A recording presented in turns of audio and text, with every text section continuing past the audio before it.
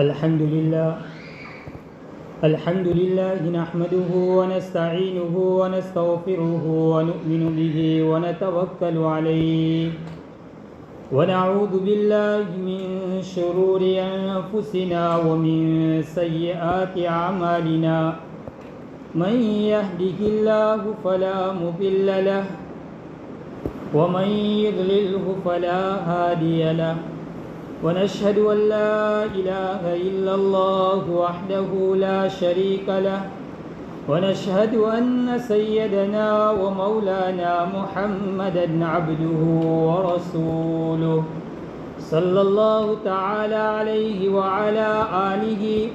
وأصحابه وبارك وسلم تسليما كثيرا أما بعد فأعوذ بالله من الشيطان الرجيم بسم الله الرحمن الرحيم ولتكن منكم أمة يدعون إلى الخير ويأمرون بالمعروف وينهون عن المنكر وأولئك هم المفلحون. وعن أبي سعيد الخدري رضي الله عنه قال سمعت رسول الله صلى الله عليه وسلم يقول من رأى منكم منكرا فليغيره بيده فإن لم يستطع فبلسانه فإن لم يستطع فبقلبه وذلك أضعف الإيمان. صدق الله العظيم. محترم دوستوں اور بزرگوں، میں نے آپ حضرات کے سامنے قرآن کریم کی ایک آیت کی تلاوت کی ہے اور مسلم شریف اور ابن ماجہ شریف کی ایک روایت حضرت ابو سعید خدری رضی اللہ تعالی عنہ نبی اکرم صلی اللہ علیہ وسلم سے نقل فرماتے ہیں. اللہ کے حبیب علیہ السلام فرماتے ہیں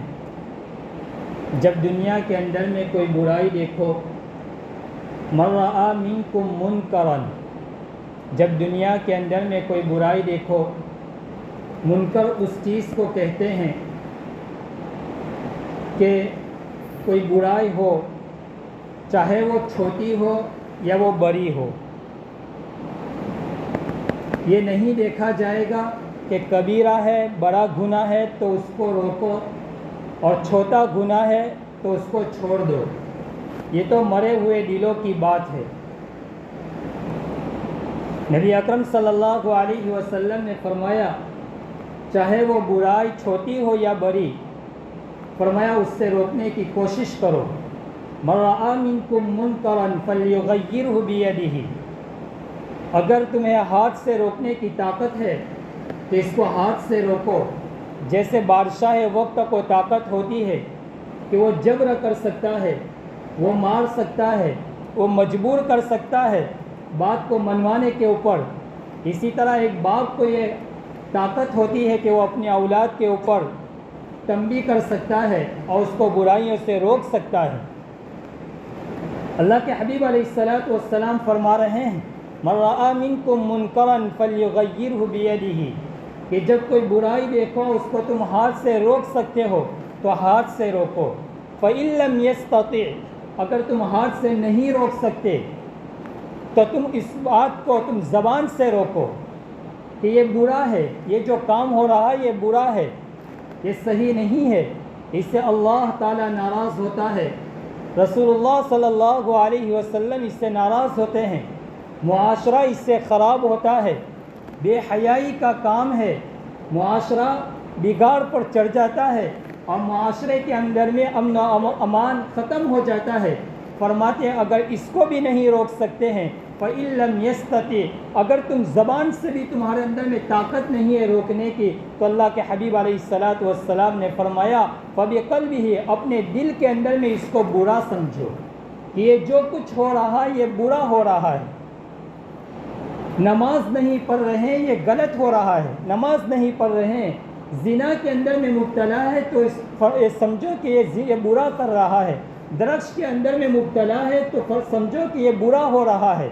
کسی کے اوپر نہ تہمت ڈالی جا رہی ہے، کسی کے اوپر الزام ڈالا جا رہا ہے، تو اپنے دل کے اندر میں یہ سمجھو کہ یہ برا ہو رہا ہے، دنیا کے اندر میں مسلمانوں کے اوپر ظلم ہو رہا ہے، یہ برا ہو رہا ہے، یہ بالکل صحیح نہیں ہے، بس اپنے دل کے اندر میں اس کو برا جانو۔ اللہ کے حبیب علیہ الصلاۃ والسلام فرماتے ہیں آگے وَذَلِكَ أَضْعَفُ الْإِيمَانِ، یہ کمزور ترین درجہ ہے، یہ ایمان کا سب سے آخری درجہ اور سب سے کمزور ایمان ہے۔ میرے بھائیو، اگر ہم نے کسی کو برائی میں دیکھا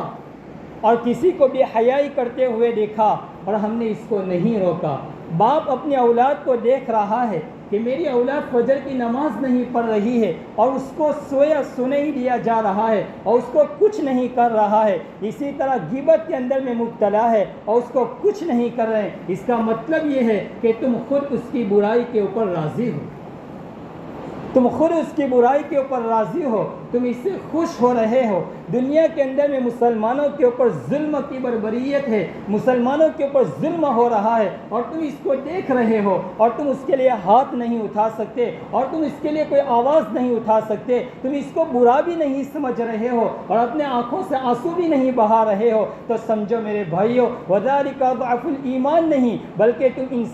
ساری چیزوں کو دیکھ کر تم خوش ہے۔ اللہ کے حبیب علیہ الصلاۃ والسلام فرماتے ہیں کہ جتنا گناہ ان ظلم کرنے والے کو، جتنا گناہ ان بے حیائی کرنے والے کو ملے گا، جتنا گناہ ان جرائم کرنے والوں کو ملے گا، اتنا ہی گناہ تم لوگوں کو بھی ملے گا۔ کیوں کہ تم بھی ان برائیوں کے اندر میں شامل ہے کہ یہ سب کچھ دیکھنے کے باوجود بھی اپنے دل کے اندر میں ذرہ برابر اس کو برا نہیں سمجھ رہے ہیں، فرمایا تم بھی اس میں شریک ہو۔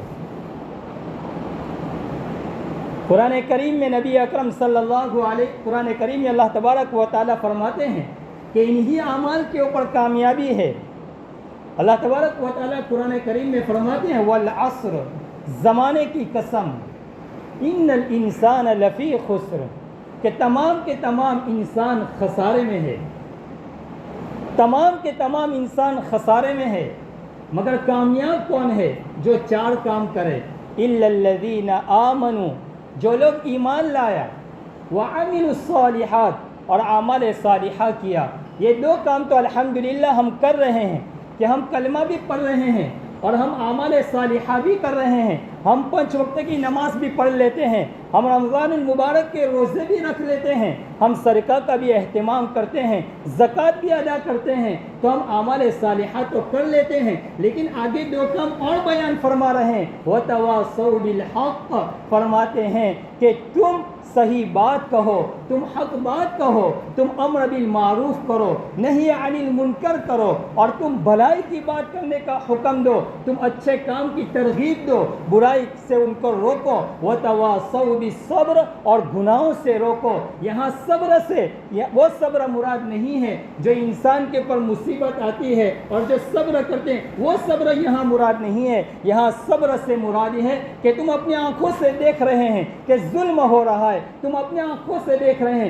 کہ گناہوں کے اندر میں مبتلا ہے، اور اتنے طاقت ہونے کے باوجود بھی تم نے ان کو نہیں روکا، تو فرمایا کیونکہ تمہارے اوپر ہی عذاب آئے گا۔ وَتَوَاصَوْا بِالصَّبْرِ، کہ تمہارے پاس طاقت ہے تو تم روکو۔ آج ہمارا حال یہ ہو گیا ہے کہ میں ایمان ہوں، میں نماز پڑھتا ہوں، میرا اللہ کے اوپر بھروسہ ہے، یہ سب کچھ میں تہجد پڑھ رہا ہوں، میں اوابین کا پابند ہوں، میں اشراق کا پابند ہوں، لیکن میں گناہوں کے اندر میں کسی کو دیکھ رہا ہوں، میں اس کو نہیں سمجھا رہا ہوں، اپنے گھر کے اندر میں تعلیم نہیں دے رہا ہوں، بے حیائی اور ناجائز کے کام ہو رہے ہیں، اس کو میں نہیں روک رہا ہوں۔ اللہ کے حبیب علیہ الصلاۃ والسلام اس دنیا کے اندر میں جب آپ تشریف لائے اور جب آپ مبعوث ہوئے تو سب سے زیادہ زور اس بات کے اوپر دیا گیا کہ آپ نے انسانوں کو بے حیائی اور برائیوں سے آپ نے ان کو روکنے کی کوشش کی۔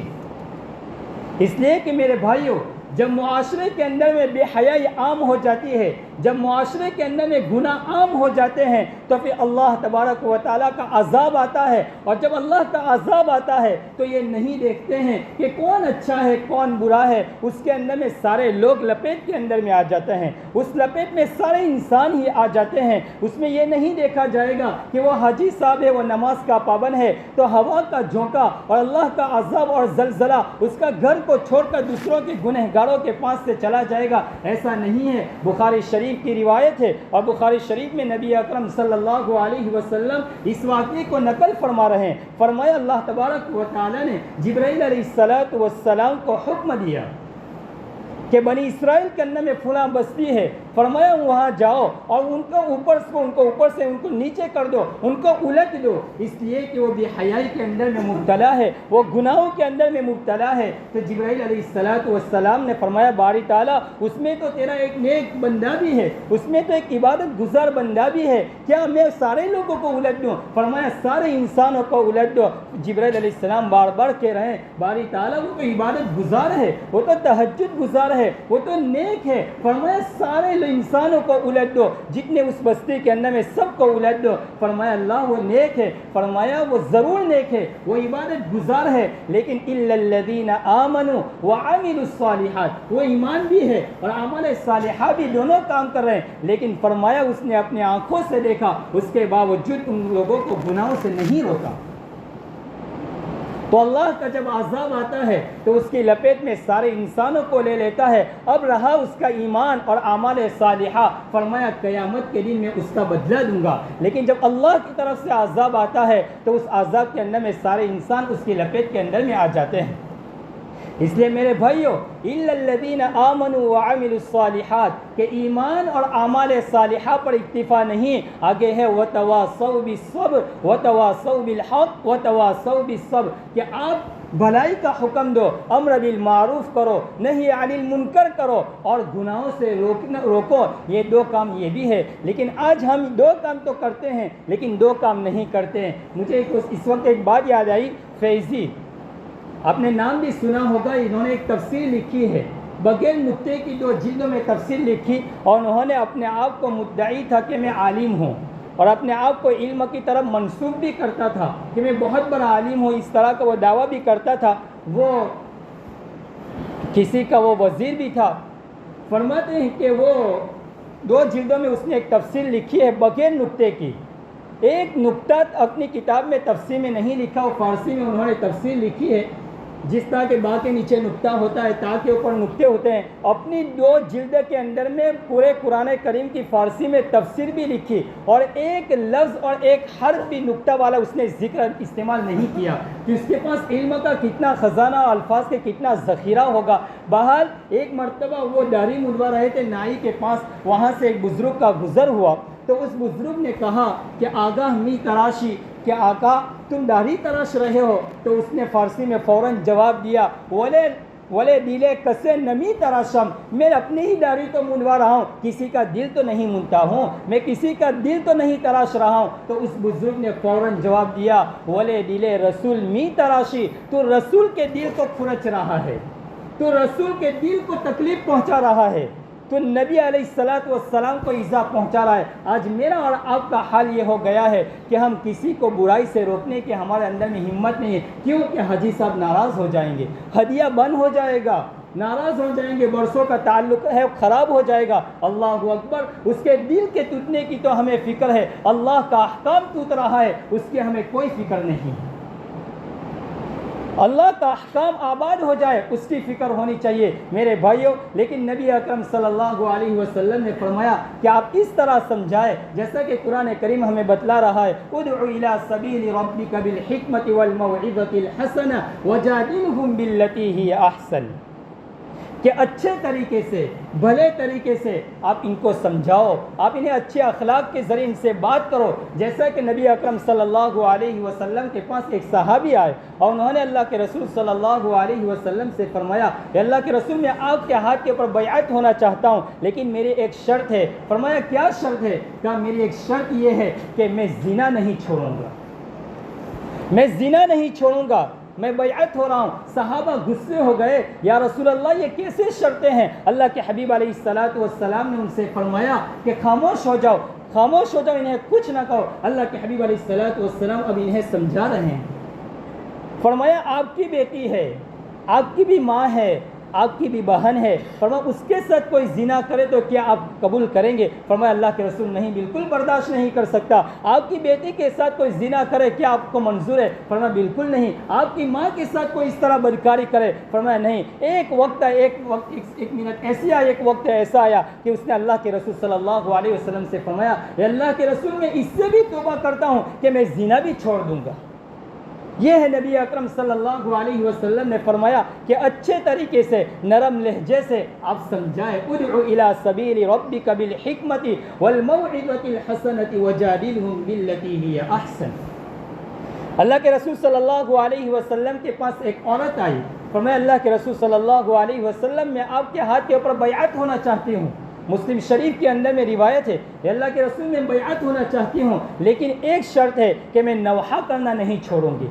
میں نوحہ کرتی رہوں گی۔ نوحہ کہتے ہیں کسی کے انتقال وغیرہ کے اوپر اس کے گھر جا کر اپنے سینے کے اوپر مارنا اور زور زور سے رونا اور اپنے بالوں کو نوچنا اور اس طرح وغیرہ اپنے رخساروں کے اوپر تھپڑ مارنا، نوحہ کرنا۔ زمانہ جاہلیت میں اس طرح کے رسم و رواج تھے، تو اللہ کے حبیب علیہ السلام سے یہ شرط کر رہی ہے، اے اللہ کے حبیب علیہ السلام میں نوحہ نہیں چھوڑوں گی۔ آپ علیہ السلام نے اس کو اجازت دے دی۔ صحابہ کرام رضوان اللہ تعالی علیہم اجمعین نے فرمایا، اے اللہ کے رسول جو کام شریعت کے اندر میں حرام ہے آپ نے اس کی اجازت دے دی، ان کو آپ نے ان کو کیسے اس کی اجازت دے دی نوحہ کرنے کی؟ اللہ کے حبیب علیہ السلام نے فرمایا صحابہ سے کہ اگر میں اس کو اجازت نہ دیتا تو یہ ایمان چھوڑ دیتی اور کفر کے اندر میں مرتد ہو جاتی اور کفر کے اندر میں چلی جاتی۔ میں نے اس کو اس لیے اجازت دی کہ یہ چھوٹا گناہ ہے اور ایمان چھوڑ کر چلے جانا یہ بہت بڑا گناہ ہے اور ہمیشہ کے لیے جہنم میں چلی جائے گی، اس لیے میں نے اس کو بڑے گناہ سے اور بڑی سزا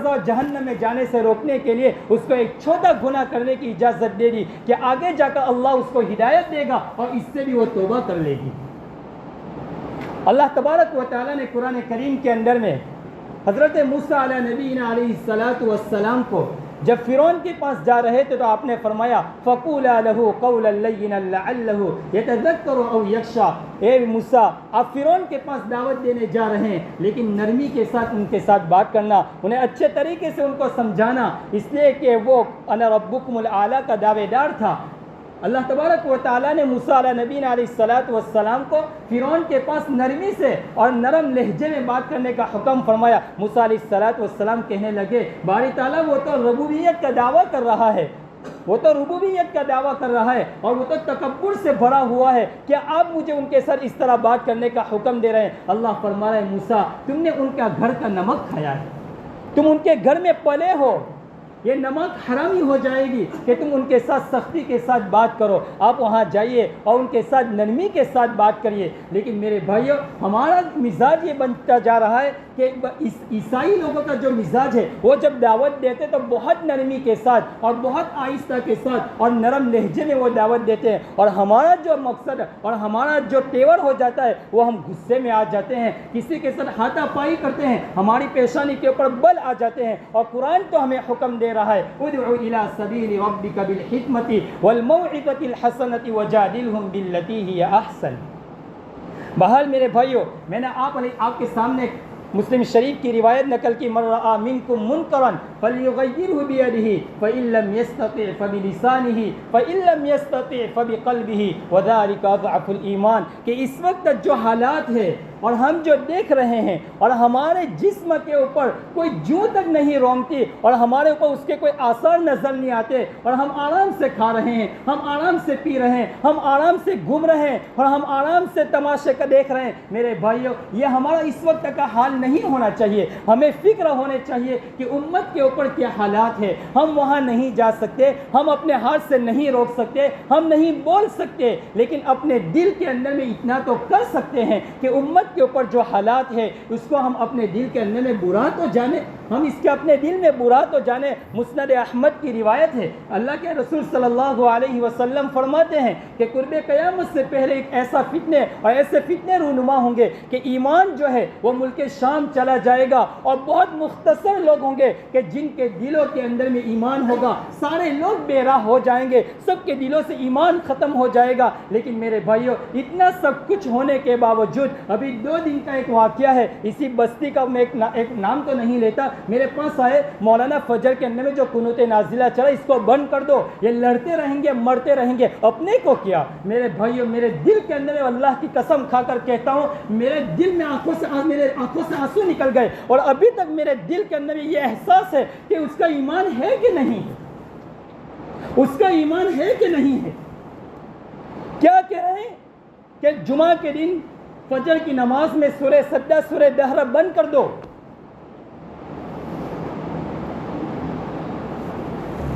میں نے تو فجر کی نماز کس حالت میں پڑھائی مجھے تو معلوم بھی نہیں، میں آپ کو صحیح کہہ رہا ہوں، اللہ کے گھر میں کہاں مرتے رہے،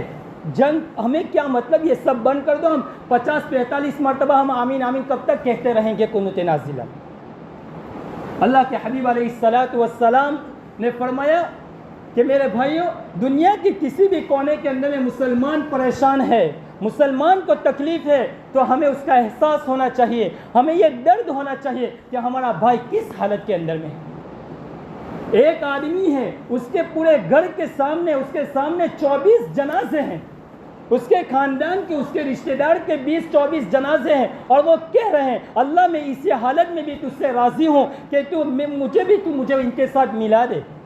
ایک نوجوان، ایک آدمی اپنی بیٹی کو اپنے سامنے اٹھا کر کہہ رہا ہے اے اللہ میں اس سے راضی ہوں، میں اس سے راضی ہوں، میں مجھے کوئی شکوہ نہیں اگر تم میرے اس عمل سے راضی ہے۔ ایک آدمی، ایک شوہر اپنی بیوی کو پوری زندگی میں وہ کہتا رہا کہ تو ہر عمل کے اندر میں تم مجھ سے سبقت لے جا رہی ہے، آج اس حالت کے اندر میں اس فلسطین اور اس مسجد اقصیٰ کی اس رہائی کے لیے آج بھی تو سبقت کر گئی، اور تم مجھ سے پہلے تو چلی گئی، بہت جلد میں تیرے پیچھے آنے والا ہوں، اور میں بھی اسی کے اوپر اپنی جان کو قربان کر دوں گا۔ معصوم بچے کھانے کے لیے تڑپ رہے ہیں، اللہ کی قسم جب ہم اس منظر کو دیکھتے تو ہماری آنکھوں سے آنسو نکل جاتا ہے، ہماری نیند حرام ہو جاتی ہے۔ پاکستان کے بہت بڑے عالم ہیں مفتی ابو لبابہ کر کے، دورہ حدیث میں بخاری شریف پڑھا رہے تھے، اور جب درس ختم ہوا تو اپنے طلبہ سے کہنے لگے، اور فرمایا وہ طلبہ، اور ان سے کہا کہ کئی مہینے ہو گئے میرے دین میرے حلق کے اندر میں سے لقمہ تک نہیں اتر رہا، فرمایا مجھے کھانے کا ٹیسٹ تک نہیں آ رہا ہے۔ مفتی ابو لبابہ بہت بڑے عالم ہیں، وہ کہہ رہے ہیں ہمارے گلوں میں سے، ہماری زبانوں سے ٹیسٹ ختم ہو چکا ہے، گلے کے نیچے مشکل سے لقمہ اتر رہا ہے، اور ہم یوں کہہ رہے ہیں کہ وہ مرتے رہے، پیٹتے رہے۔ ارے میرے بھائیوں، اپنے ایمان کو ٹٹولنے کی ضرورت ہے کہ کیا ہمارے جسم کے اندر میں، ہمارے دلوں کے اندر میں ایمان سلامت ہے یا نہیں ہے۔